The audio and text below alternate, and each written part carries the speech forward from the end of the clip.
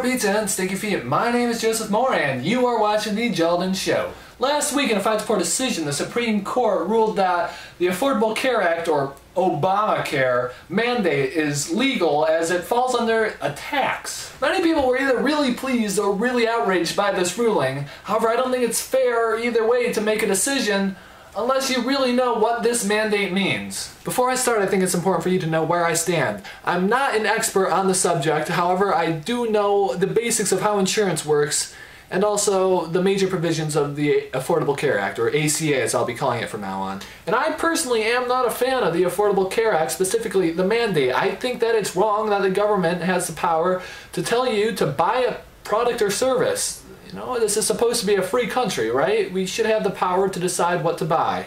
This precedent could lead to many other dire consequences, and don't be wrong in thinking that the federal government now has tremendously more power than before the Affordable Care Act was in place. That being said, the ACA is far better policy than we had before.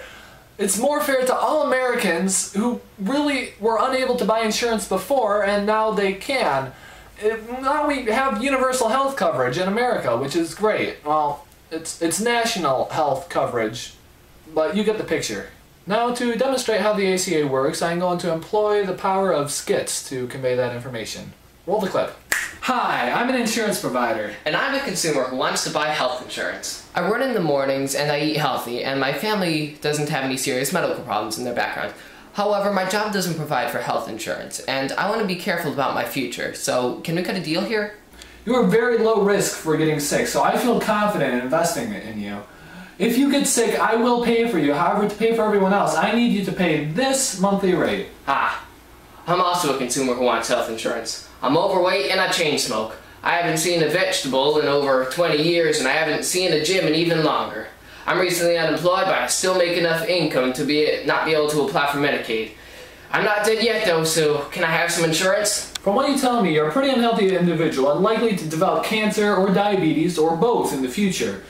I can sign you on because you're healthy right now, and it may still be a while that you get sick, and when you do, I have plenty of people who can pay for you. However, since you're so high risk, instead of paying this much, I need you to pay this much a month. Hi. I'm a full-time student from a middle-class family, and I have tons of debt from school. I thought I didn't need health insurance because I'm relatively healthy, so I didn't buy it. But now some mysterious rare disease, which those things from the movie Aliens, start to grow inside of me, and I need repeated expensive medical procedures to keep it at bay. However, it will never go away, and I'm going to constantly need these. Can I have some money for insurance? I'm sorry, but you are a guaranteed bad investment. As soon as I start investing in you, I would lose money. Due to your pre-existing condition, I am unable to provide you insurance. But that's not fair. I was healthier than that fat guy over there before. I just got some freak disease that was out of my control. Okay, so this person petitions the government, and they agree with him that his position is unfair. They then pass a law that makes it so that insurance companies can't deny coverage based on pre-existing conditions.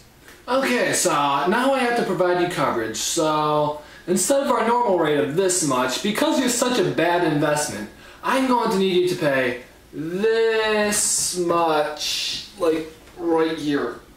But that's not fair. I'm a student with college debts. You know as well as I do that I can't pay this much money. You're just trying to prevent me from getting insurance, not by removing the option, but by taking it away from my expense.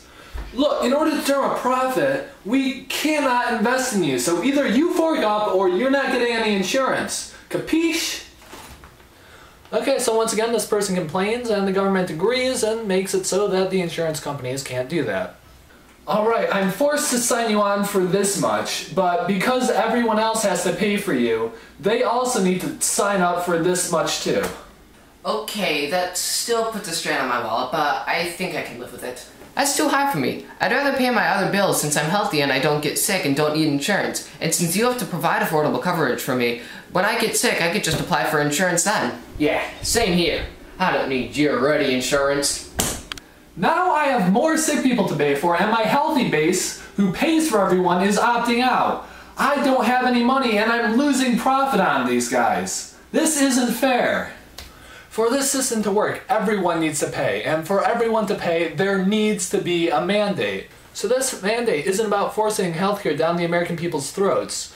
It's about making sure that insurance companies have enough money to pay for everyone else. So this bill is really more health insurance reform than health care reform.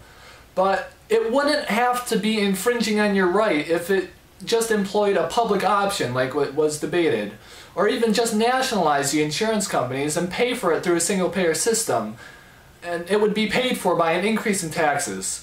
But at least for Republican lawmakers, if there's one thing worse than infringing a basic right, it's raising taxes.